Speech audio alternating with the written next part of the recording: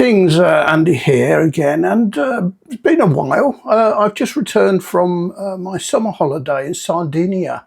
Had a lovely time, ate way too much pasta, and now I'm giving semi-serious thought to a diet. Anyway, while I was away, I decided on my top 5 of the year so far, or for the first half of 2025. And I'm also going to just showcase my favourite debut of the year so far as well. So I've got 5 records plus the debut, so 6. And let's start with the debut. And it goes back to January, actually. This is the Lamborini Girls and the album Who Let the Dogs Out, and it's good girl punk with attitude. Here's what I said about it in January. The debut last year, in 2024, my debut of the year was released in January, and this year we also have a fabulous one, and it is the Lamborini Girls and their album Who Let the Dogs Out. Now this is punk, proper punk. I mean, they're a duet of 2 girls, and they hail from Brighton. So I'm reading my notes here because I'm hopeless at names. And it consists of Phoebe Lunny on guitar and vocals, and Lily, don't know how to pronounce this, Macchiera on bass. And I think they basically hire a drummer when they want it. It's got, I mean, the hype sticker, which I've lost, described this as, let me read it, party music for gay slut girls. And it's really sort of, it's not post-punk, it's out and out punk, very much in the style of the Riot Girls, particularly Bikini Kill, who they cite as an inspiration. To say this has attitude is a bit of an understatement. The NME described the album as, and I quote, an unapologetic punk statement about the chaos of modern life. And they sing about misogyny and about big dick energy, and I put a bit of sample on that. Sexual harassment in the workplace on Company Culture. Police corruption on Bad Apple. And eating disorders on Nothing Tastes as Good as It Feels. It's a protest album for the age, I would say. And it closes, and apologies for this, but this is what it actually is called. It closes on a really powerful track, which is called Cuntology 101, in which the girls proudly describe themselves as a pair of C's. So this was the Rough Trade album of the month. And no, this one's not sad. It does come with a lyric booklet, and it's fabulously described. It's green, but sort of like the bonkersness of the rest of it. It's described as, let me read this: golf is for idiots green. and like usually with the Rough Trade album of the month, it's got a bonus CD, 6 tracks, live at Scala. Son of a bitch! Big dick energy! Oh my god, you think you're absolutely everything! Buy another pig! Big dick energy! You're champion of heterosexuality! Stop telling me how much left! Big dick energy! You know what, mate? Stay the fuck away from me! So to my top 5, and coming in at number 5, it was in May, and it is the Viagra Boys from Stockholm in Sweden, and their album Viagra Boys. And here's what I said about it back in May. With what is my favourite album. This isn't necessarily the best album of the month, but it's my favourite. It is hilarious, it's brilliant, it's totally bonkers, and it is the Viagra Boys and their sort of eponymous album, Viagra Boys. Totally mad. They hail from Sweden. This is their Stockholm. This is their 4th studio album. They're a band I've got into sort of late, shall we say. I mean, I started listening to them streaming stuff probably just 6 months or so ago, and I did pre-order this, though it ended up being the Rough Trade album of the month. It's just total madness. And now I think their earlier fare has been slightly more political with this. This is more about sort of life things. And it kicks off with the opening track, which I think has been a single. I've heard it on the radio a few times anyway. Man Made of Meat, which is really sort of slightly self-lampooning in it, about sort of excessive masculinity, and the lyrics are quite funny. And actually, well, I think about it, there's a couple of inserts, so separate from the from the sleeve, with all the lyrics on it, which is quite nice. And it's they talk on that. I mean, it is hilarious. There's all sorts of stuff going on in the lyrics, but there's one section where the singer, I think the singer's called Seb Murphy, who is sounds more Irish than Swedish, but anyway, he comes from Stockholm, and it's sort of one element of it. Sorry, I'm looking at my notes here. He sings about subscribing to your mum's OnlyFans channel, which is, and it just goes on. I won't say what it says on there, but it is quite hilarious. And then moves on to a song called Bog Body, which is about it's about obsession really, but it features a woman's body which is being found preserved in a bog, like a peat bog. And then so it goes on track after track. It's a single LP, and there's all the stuff on the back there. And this is, I mean, they've got to be one of the best post-punk bands around at the moment. It is brilliant. It's heavy. It's proper post-punk. It's shouty. The singer's covered, I think it's Seb Murphy, covered in tattoos and jumps around a lot. And I think Sweden is one of the best places of post-punk at the moment, because the Hives are still going strong and have an album out in a little while. This one is as I mentioned, it's the Rough Trade album of the month, and it's very resplendent. I mean, what they say is white and pink transparent swirl, but I can't really see any white on it. It's sort of like pink and transparent swirly stuff. And it came with a promo CD, which looks as though it's just got 3 tracks on it. But actually it's got the whole album on there, plus 2 extra tracks, plus a demo. So well worth it. I'm really pleased with this one. I hate almost everything that I see, and I just want to disappear. I'm subscribed to your mom's OnlyFans. I spend $5 a month to get pictures of her flappy giblets, and I spend another $10 a month to chat with her on the AI chat program. It feels great. I don't want to pay for. And at number 4, and we have some folk, really very, very different folk, not your usual stuff. And it is by the English artist Jim Getty and his album Wasteland. And this was February or March, I can't remember, March I think. I've forgotten the dates when they came out, but here's what I said about it back on release. My second one is a real find. I'm not much of a folkie, to be honest. I don't really buy much folk and I don't listen to it. But every now and then something comes along which really wows me and really grabs me. Now, the last one was in 2023, towards the end of the year.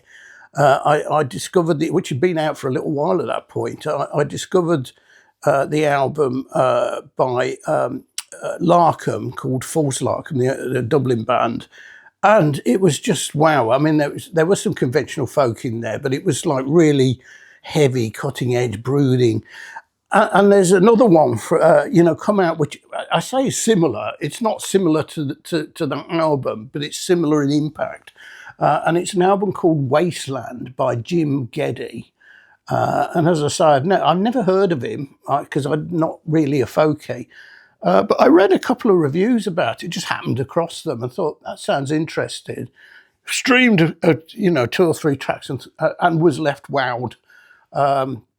So I bought the album and I've really listened to this a lot. And every time it just gets me. So this is straight into my top 3. It could be number 2. You know how things go, because we got Mogwai from January is superb as well, and it's more listening. So those 3 really. So this is a surprise because there's some great other albums, but it is magnificent. This is sort of relentlessly dark and brooding. It's got that, it's quite heavy. You know, there's plenty of drums in there. It's not, I'd say heavy in relative terms. It's not easy listening folk. It's difficult to describe it. It's one of those ones you've really got to listen to, but listen to it 2 or 3 times.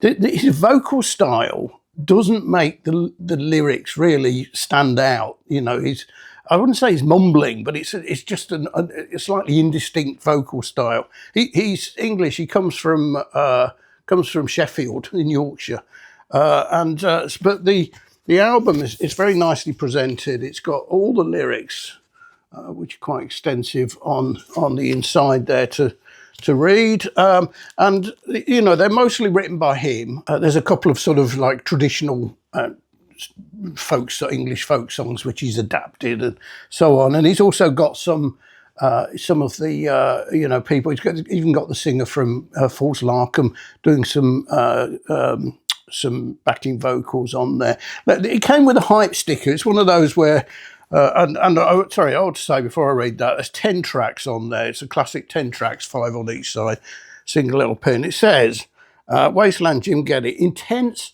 brooding, at times apocalyptic, and remarkably vast. And that really sums it up in one sentence.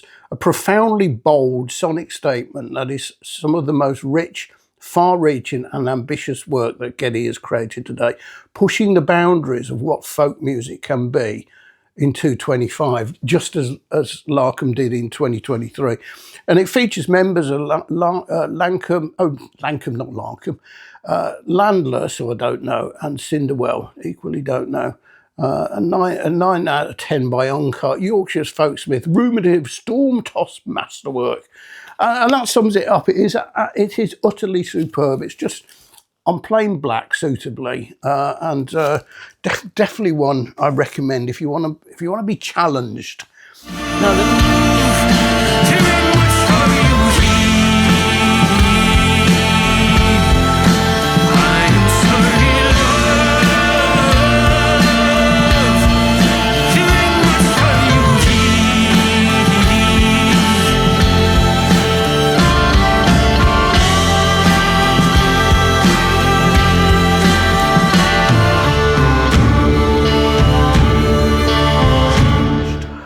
And coming in at number 3, this one was May, and it is Alan Sparhawk with Trampled by Turtles. Lovely record.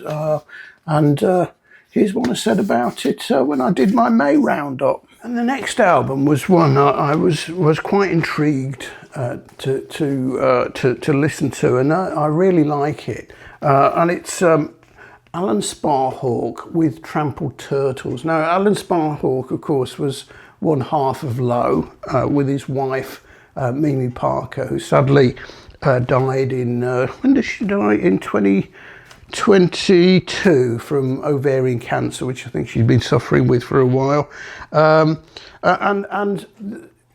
This is quite interesting because they come from Duluth in northern Minnesota on the north shore of Lake Superior, and the band Trampled by Turtles also come from there, and I think Alan and Mimi took them under their wing a little bit when they started out nearly 20 years ago, and the band have been really trying to help Alan get back on the horse, so to speak. I think they invited him to join them on stage even just a few weeks after Mimi died. And here they're providing the backing band. Trampled by Turtles are apparently a bluegrass band, but this isn't really bluegrass. This is it's more folky, if you like, but with here and there a slight sort of country feel to it. Now this album, if I sit and listen to this and read the lyrics, it has me in floods, so I can't do that. It is, it's been described as, let me read my notes, a communal act of mourning, and it really is giving out to his grief. Some of the songs actually started with Mimi before she died, but he's basically appeared with this set of songs, got in the studio with his friends Trampled by Turtles, and they recorded it in a day. I mean, it doesn't have that feel, but it is of the moment. One track on there, can't remember which one now, is which one is it? I can't remember, but his daughter Hollis, his and Mimi's daughter Hollis, sings on it, and it's quite touching. It's called Not Broken. That's right. I think I'll do a sample of that one. And this is beautifully sung, heart-rendering lyrics. Not remotely morbid. So when I say an act of mourning, don't get me wrong. It's not morbid. But it is very touching, very emotional, and the music background by Trampled by Turtles, it's really good. It's lovely, gentle feel to it. A fabulous album, and it is single album. How many tracks were there? 9 tracks, and it is on Oxblood vinyl. So it's not broken. I'm not angry. It's not broken. I'm not angry. Oh, that sound. And coming in at number 2, I'm back to January, and it is Mogwai, and their 11th studio album, I think, The Bad Fire. And I saw Mogwai in February with met David Ellis there, so that was good fun. A fabulous album, and this is what I said about it in my January roundup later. But let's start with the big one, and of course that is Mogwai and their 11th studio album called The Bad Fire. So I'm more complete in Mogwai than any other band, I think, because I've got all of their studio albums on vinyl, and most, if not all, of their soundtracks. There's quite a lot of those mostly on digital. And a couple of EPs on digital as well. And I'm going to see them in later this month, in a couple of weeks in London. So looking forward to that. So what can I say about this? The Bad Fire apparently is Glasgow slang for hell, which is quite appropriate really, because this on the eve of them starting to record this. The sort of multi-instrumentalist really does the keyboards, also guitar. Let me check my notes, but I'm terrible with names. Barry Byrne, his daughter, was diagnosed with a very rare but dangerous blood cancer, requiring a bone marrow transplant, chemotherapy, a terrible thing for a child. She is now apparently through it, thankfully. Despite all that sort of like in the background of while this was being recorded, it's surprisingly upbeat, really. It never really gets sort of dour in any way. And in style, this is, to me anyways, is very much a continuation of where their previous album, and again, Let the Love Continue, left off. A different producer, that was produced by Dave Fridman, and because it was all going on sort of just post COVID. That was essentially done by Zoom, the production. This one, I can't. I should have made a note. I can't remember the guy's name, but he's from Texas and has produced St. Vincent and also Explosions in the Sky, another post-rock band, appropriately. But you know, like Let the Love Continue, it's a much more mature album than some of their earlier stuff. Less post-rock and less heavy, though it still has some tracks which are real out and out post-rock. And trademark one track. And I also ought to add, it's got lots of bonker titles in here, song titles, which Mogwai like to use, and I always like. So, where are we? What was it called? Fanzine Made of Flesh. Has trademark vocoder vocals on it. Now, normally I don't really like vocoder vocals, but Mogwai have been using it since their early albums, and you know, consistency really is almost an additional instrument, and somehow it works for Mogwai like it doesn't necessarily for everyone. And I read in a review, and the reviewer described that like Air's Sexy Boy going on a heavy rock bender, which I quite liked. And they've also, you know, another one, I love the title of that, Pale Vegan Hip Pain, it's a lovely instrumental, really atmospheric, and that could be like one of their soundtrack tracks, you know, it's got that sort of feel to it. You know, and it's a Lion Rumpus I really like, which is the penultimate track, and I'll do a bit of a sample on that. So this is a three-sider, and it is, when I say three-sider, it's got the dreaded etching on side D, and it's just in clear vinyl. And get it back in there. And this version of it was came with a print signed by the band. So that's Mogwai. Now,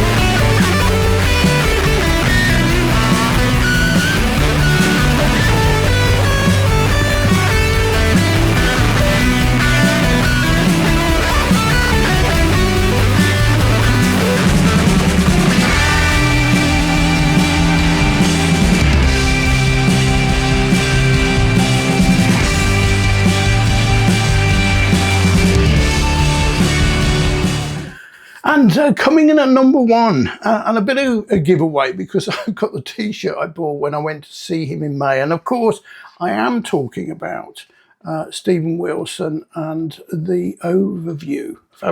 Fabulous album which came out in March, I think, and great concert as well. And here's what I said about it in March. So let's start with an absolutely fabulous album, and it is Stephen Wilson and his new album called The Overview. Now, this is, I sort of had a look on Discogs to try and work out what number this was, but it's too difficult. It's his umpteenth, he's had loads. And this, I think, you know, particularly after a few listens, is one of his finest. It's a slightly Marmite, you know, and I know a lot of people who haven't taken to it, but I think it is one of his finest. It's very ambitious, even though it's quite a short album. It's a concept album. It's very proggy, and even cinematic in scope, I would say.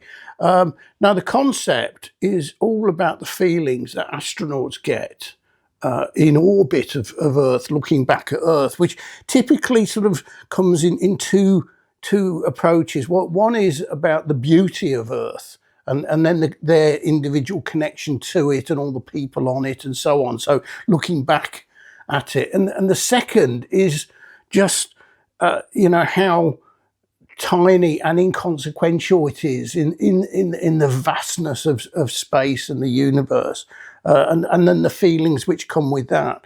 So the album consists of two sides. Well, obviously it consists of two sides. It's a single LP. People have said two tracks, but it's not. It's two suites.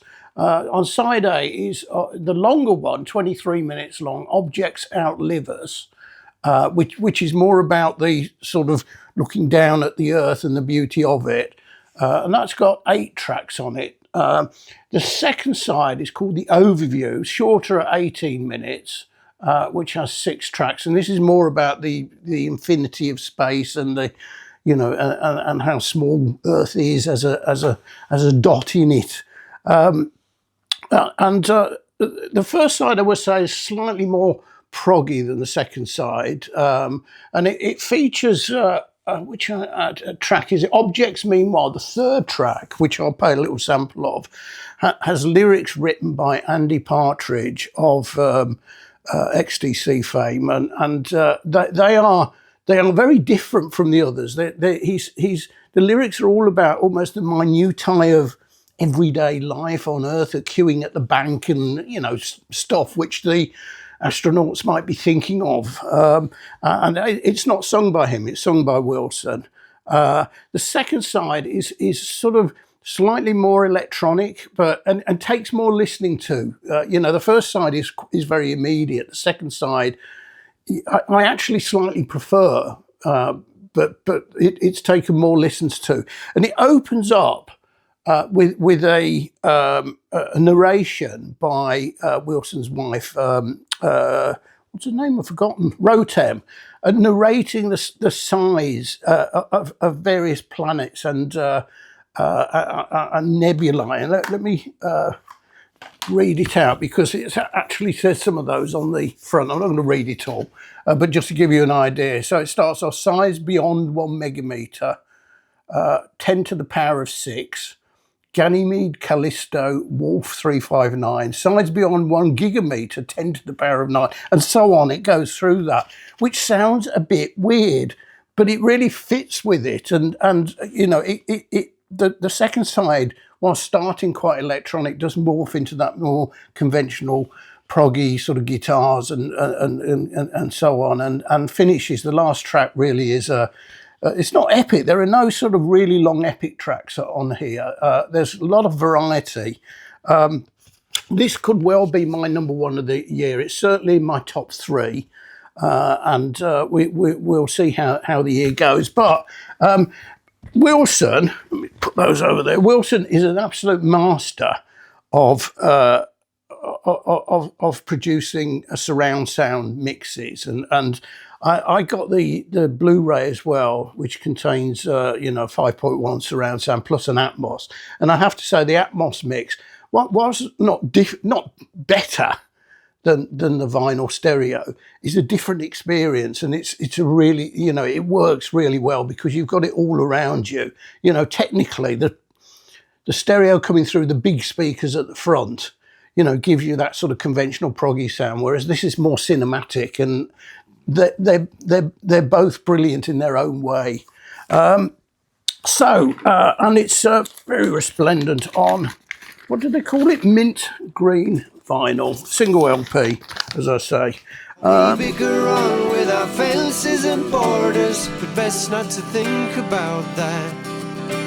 It's better to live without facts. And now in her own wedding bed, a lady will dream that her husband is dead. Of course he's alive, he'll be home around 5. Still silence arrives when a nebula dives into our Milky Way. So that's a quick whiz through of my top 5. Now I've no doubt there will be some changes by the time we get to the end of the year. I'm picking up now, having just returned, trying to catch up on the July releases. I've got another here where the sort of last weekend in July as I'm recording this, and I've got I've got 3 which arrived while I was away, and I've got another 2 due for delivery later today, actually. So, and there's a couple in there which I think could well challenge the top 5. Or certainly the top 10 when we come to the year end. But more of that in my next video when I do my July new releases roundup. So thanks for watching this one. Cheers.